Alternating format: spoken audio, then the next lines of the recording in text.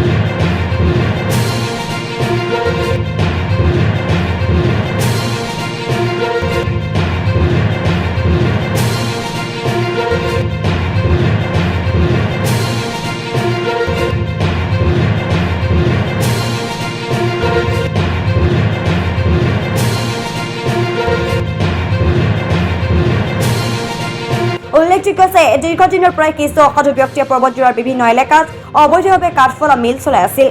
বন বিভাগে হঠাৎ অভিযান চলাই এটা কাঠফলা মিল জব্দ কৰিছে যদিও এনে বহু অবৈধ কাঠফলা মিল আছে। তাৰ বিৰুদ্ধে কেতিয়া অভিযান চলিব তাক লৈ বিভিন্ন মহলত প্ৰশ্ন উত্থাপন হৈছে। বৰ্তমান জব্দকৃত মিল আৰু কাঠৰ কুঁডাসমূহ বাঁহবাৰী বনাঞ্চলিক কাৰ্যালয়লৈ লৈ যোৱা হ'ব বুলি জানিব পৰা গৈছে। বিশেষ মানে চ'ৰ্চৰ পৰা মানে গম পাই পেলাই এটা আমাৰ ওচৰ মানে অলপ বাৰিষাৰ দিনততো যাব নোৱাৰে সেই জেগাডোখৰত, কিন্তু এতিয়া শুকান বতৰ বুলি আমি এটা মৌলিকপাৰা চিলাইপাৰ এনে বিশেষকৈ চিলাইপাৰ বুলি গম পায় জানে মানুহবিলাকে।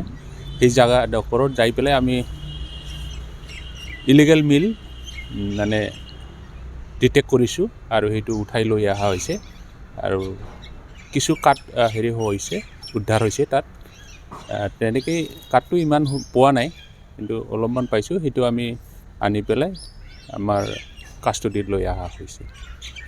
কিবা আৰু ইয়াৰ পিছত কিবা ব্যৱস্থা হ'ব নেকি? আৰু আমি প্লেনিং কৰি আছোঁ, মানে আমি বাৰিষা দিনত প্লেনিং কৰিব পৰা নাছিলে। এতিয়া জেগাবিলাক শুকান হৈছে, গাড়ী যাব পাৰে, কাৰণ আমি অপাৰেশ্যন কৰিব লাগিলে আমি বহুত মানুহ যাব লগা হয়, গতিকে গাড়ী যাব লাগে। গাড়ী নগ'লে আমি মানে টাইমলি মানে যিটো টাইমত আমি যাই পাব লাগে সেনেকৈ যাই নাপায়। গতিকে সেইটো এতিয়া ভাল হৈছে, হেৰিটো কমিউনিকেশ্যনটো। এতিয়া আমি সেইটো প্লেনিং কৰি আছোঁ, এটাৰ পৰা পিছত এটা আমি সেইটো চিজ কৰাৰ ব্যৱস্থাটো কৰি আছোঁ। নিউজ ডেস্ক ৰিপৰ্ট সংবাদ 365।